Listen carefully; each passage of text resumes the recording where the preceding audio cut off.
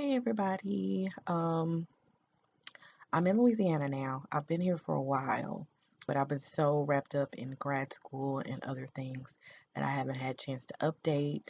So, the last update, number 5, was sort of is one I had recorded before I came here, and I updated that one. But I also wanted to give sort of update about a conversation I had with my cousin Janet and inform you on some of the things that she told me. I'm not going to use the conversation this time, but I'm going to give you some insight onto what she talked to me about. It's storming outside, so if you hear thunder, that's what's going on. But I made some notes from our conversation. So anyway, before I left Jersey, I had to move out of my residence, so it was a lot going on. But I was able to connect with Janet. She had called me and told me that she and Melvin, another cousin, had been working on my ancestry DNA. It's basically like taking over, contacting people and emailing people because I was emailing people, but I wasn't getting many responses. And maybe because Janet is real persistent, so maybe it's just I wasn't persistent enough. I would, just email them one time and then, just wait for a response. So it was a while before some of them responded to me, like weeks. Others that I connected with on GenMatch, they were in the DNA Detectives group, so I connected with some of them, maybe like 5 to 10 people. Some were dead end, some of them were at the beginning of their journey, so they really couldn't help me, because they didn't have information yet. And a lot of the people that I'm meeting from Ancestry and DNA Detectives and other places are in charge of an account. Like they're helping someone, they're helping like a family member or a child or someone find their adoptive parents. I mean, their birth parents. So, like I said, they don't have much information and they can't share with me because they're in the same boat I am.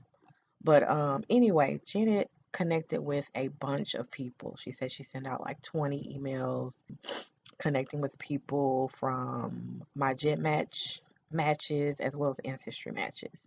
And a couple of the people that I had messaged ended up responding to her. And one of these people, she was again one of the she was in charge of an account that was for her husband. She was trying to help him find his birth parents. And they talked, and she connected with another one who was like a top match, and we think that both of them are on my birth mother's side. So they connected, had conversations, stuff like that. And then the woman um, who was helping her husband, she said that she had been helped by an adoptee angel. So she ended up passing on my information and Janet's information to the adoptee angel. The adoptee angel ended up calling Janet, and now he's helping with my case. So I want to thank Rick. Thank you, thank you, thank you. Um, a PI who basically just felt like he wanted to give back. He just said, the Lord put it on his spirit that he wanted to be a blessing to others. And this is how he's doing it, by helping, using his skills and his expertise to help people, whether it's helping people help others or just helping people like me get the answers that they seek. So I'm super grateful that this has happened. It's a great breakthrough. Um, and I know it will probably take 10 times as long for me because, like I said, Janet has been doing this for years. I'm just getting started. And, like I'm not expecting anything to happen anytime soon. But we need all the help we can get. And I'm pretty sure he has access to things that I would never be able to get access to. I mean, when I think like in my 20s, maybe like the second time I had got my non ID report, this was before, I think before there was social media, before any of that. One of the suggestions I got was to get a PI. And who can afford a PI when you're still paying Sally Mae back? I mean, come on. So that never happened. And now I have a PI who is willing to help me for free. So I'm super excited about that.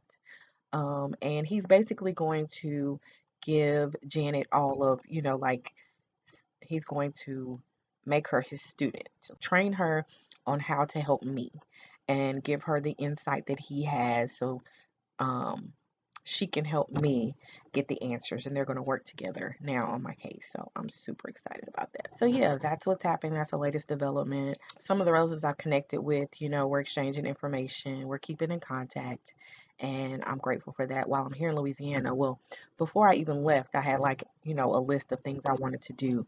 When she told me this before I left, I was like, well, let me just wait and see what happens. And basically, I was like, whatever you need me to do, I'll do it. I'm not going to, it's like I didn't want both of us pursuing the same leads.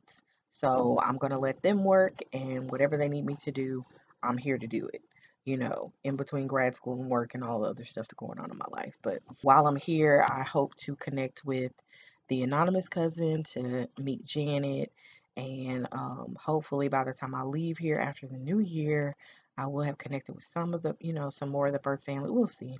Just to be able to thank in person the people who are helping with this would be good, and whatever happens after that happens. So the main thing I wanted to share besides this new connection we have is that you never know where these connections are going to lead you. So even if it's a sixth cousin, an eighth cousin, a 10th cousin, whatever the heck it is, contact those people and be persistent, unlike me. I really didn't have time to be persistent is the point, but be persistent. Contact every single person you match with, because you never know where it's going to lead. This match, I mean, she may not have been able to give me a lot of information, but she ended up connecting us with someone who can. So don't turn down any connection. Try to make as many as you can. That's all I can say. And from a person who understands DNA, who doesn't understand DNA at all, this is really helpful for me. So I hope you have as supportive of people as I have met.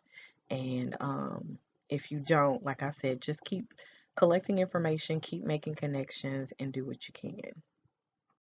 The next step is, yeah, they're just going to keep going.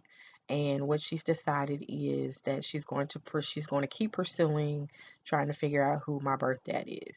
I think both of us are not 100% convinced that the guy we suspected, the one who said he was in the military in 78, we're not 100% sure either that is true or that he's not the person. Like, we haven't scratched him off the list even with that information.